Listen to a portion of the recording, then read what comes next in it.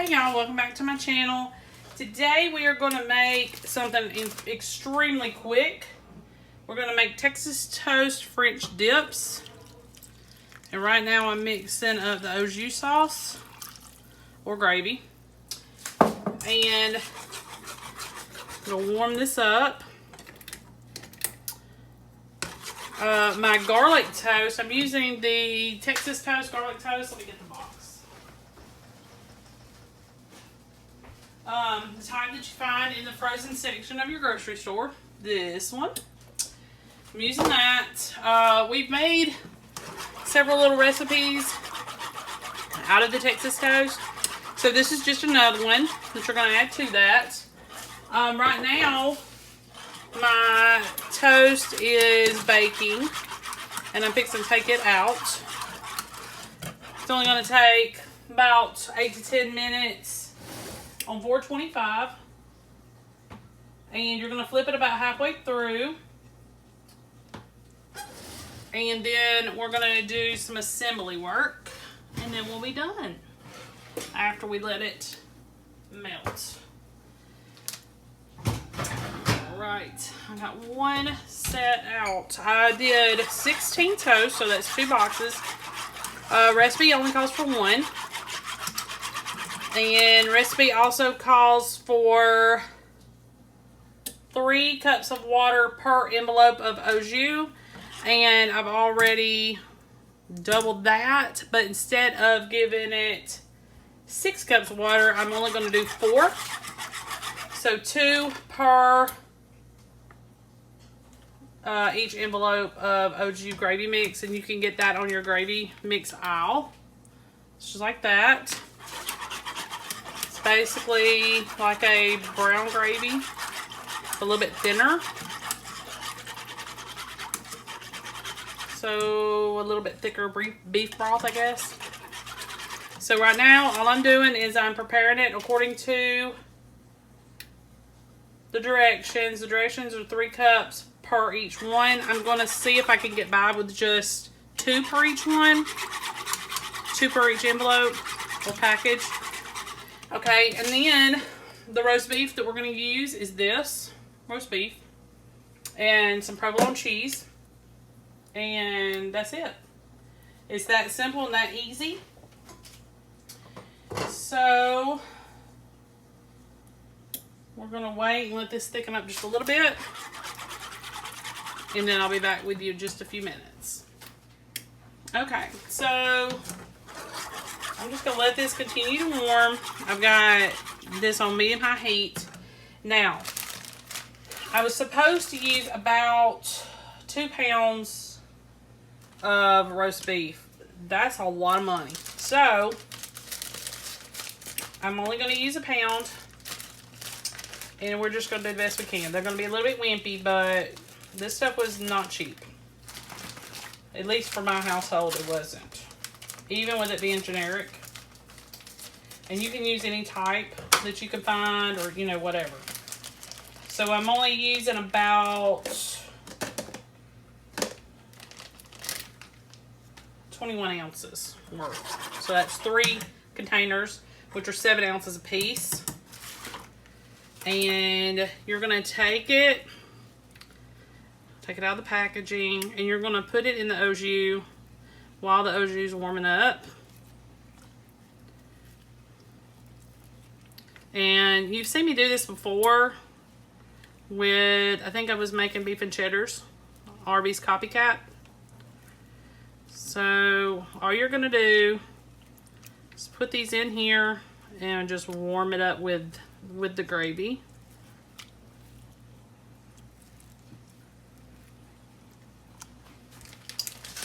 And like I said, you're going to do all packages.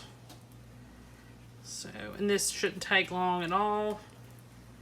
Oh, I'm sorry. I was going to cut the oven off, but I forgot I've got to put these back in there, so.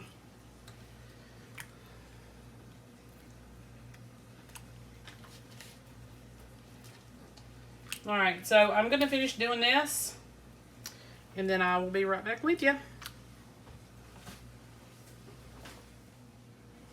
Okay, y'all, so I have Got all of the roast beef in the pan. And I went ahead and took my provolone. And you're going to want to tear them in half. If you can tell, just like this. Just rip them in half. You have provolone slices because that's the best thing to use for this. So I'm going to try to give this some more time to warm up. It's taking forever. And probably want it to boil just a little. The liquid to come to a boil. Then turn it off. To make sure that it gets heated through because that meat was still cold. So, and then our garlic toast are ready. Now all we gotta do is assemble. And then you'll have this gravy left over to dip. And you could even pour it on the toast if you want to. I don't know that I'm going to. I'll just have to wait that out and see. I don't know. But just hang in there and we'll get assembly ready and get started. Okay, y'all. So I've got my garlic toast here. And I've already put the 1/2 of the cheese on them. So now I'm going to take, let's see, I'd rather just reach out with my hands, but I know that's not a good idea. Let me see if I can find my tongs and use those. I don't know where they're at. Alright. Okay. We're going to use them, or try to anyway, see how it works. Probably use a fork or a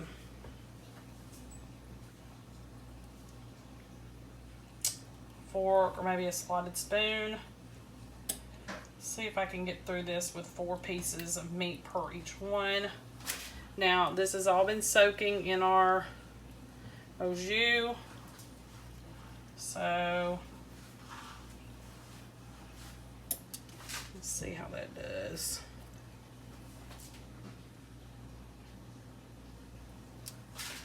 Trying to not make a big old mess. And it doesn't have to be perfect. Everybody just wants to be fed. So, there we go.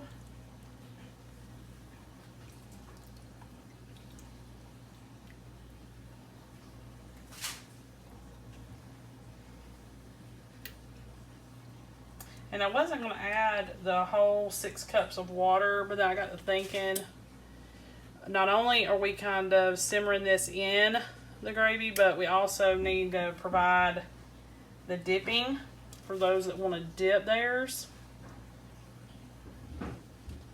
So,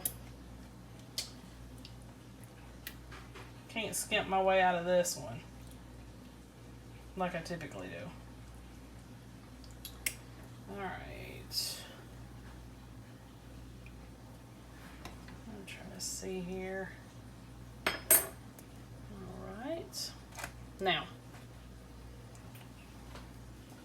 so I'm going to take my other provolone slices, put over the top.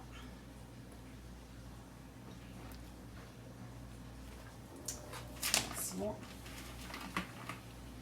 Some more.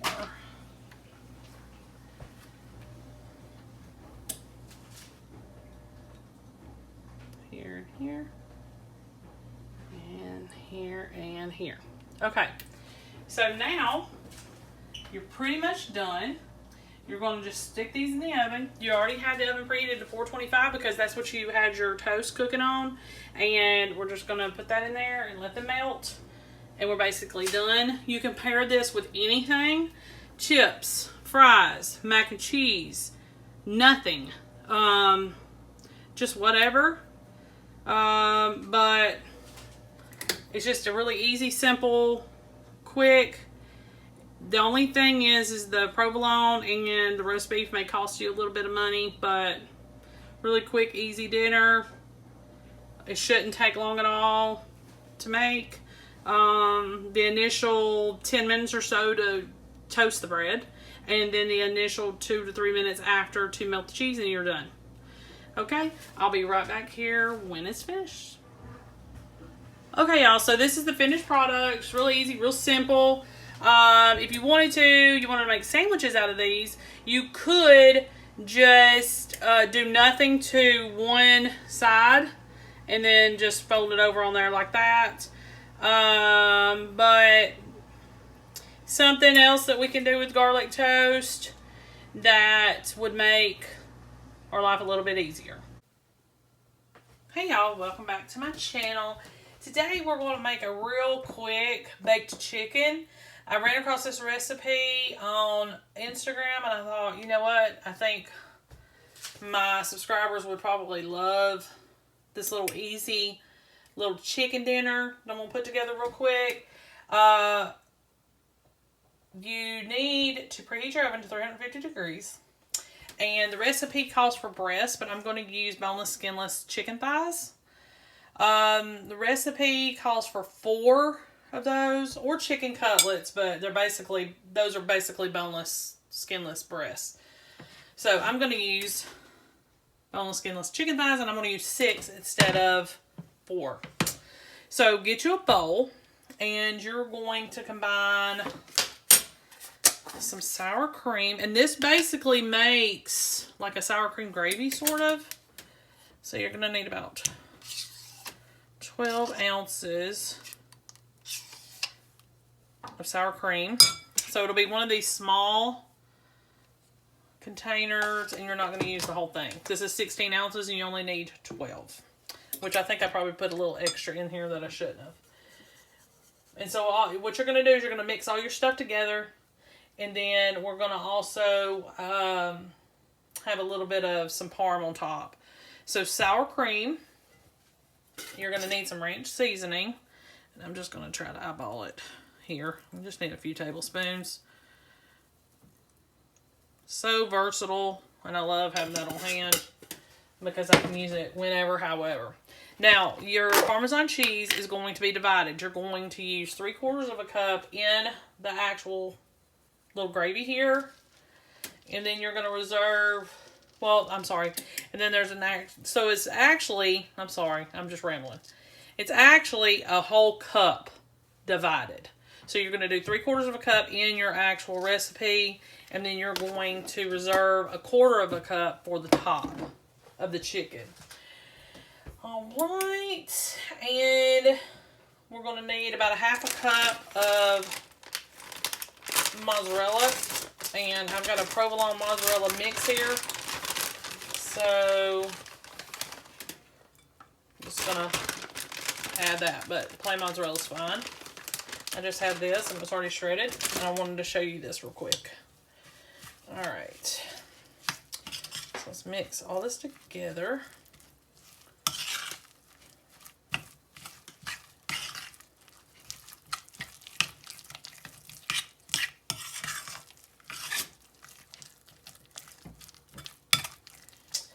And we'll make sure I got all my things in there. Some sour cream, ranch seasoning, 3/4 of a cup of Parm cheese, and 1/2 cup of shredded mozzarella. Okay, and then we are going to place this mixture over our chicken that's already in a sprayed dish. I'm pretty sure you could double and triple this pretty easily. Like I said, it called for a little bit bigger pieces of chicken, so I just put an extra couple of thighs in here. Okay, and then you're just going to take this and you're going to spread it over it.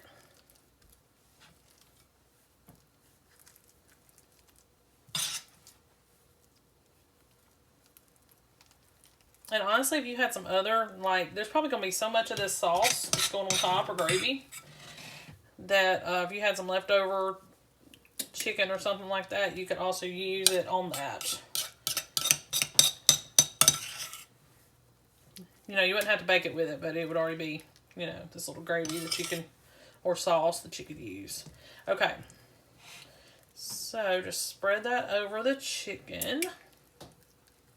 I got it on there good. I'm gonna get some of this off.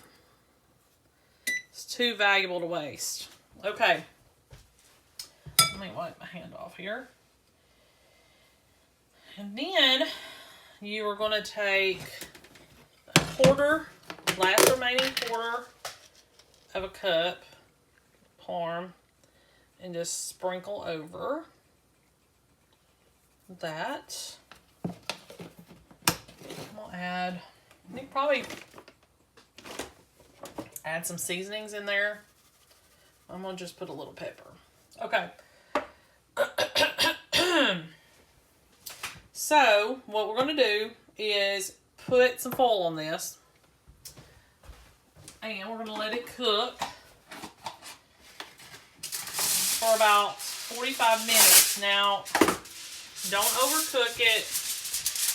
I won't spray this. I just feel like I need to spray it. Spray with some cooking spray so it won't stick, but it probably still will stick. But at least we tried. 45 minutes, 350 degree oven, and take the foil off, and you're going to bake for another 15. So it's going to be an hour-long process. I'm not sure that's going to take that long. So some point in this, when your chicken's pretty much cooked, go ahead and take the foil off and let it cook another 10 to 15 minutes and get the Parmesan melted, browned, and make sure that the sour cream has kind of made its gravy. So it's a little bit complicated, but not. You should have no problem. And no, you cannot put the chicken, you can't do cooked chicken and then put it on top and then do it that way it's not going to do right. You need the fat and the grease and all the goodness from the chicken to combine with this for it to work. Okay, I'll see you back here in an hour. Okay, y'all, so this is the finished product. The sour cream gravy type chicken. I don't know what to call it except for it's like a sour cream gravy type thing that goes on top. It's really good. And I just paired it with some rice cauliflower. So this is sort of like a low carb meal. I'd venture to guess every part of it was more low carb. And so this is what I'm going to have for dinner. It's a little bit lighter than some heavy pasta, stuff like that, but it turned out great.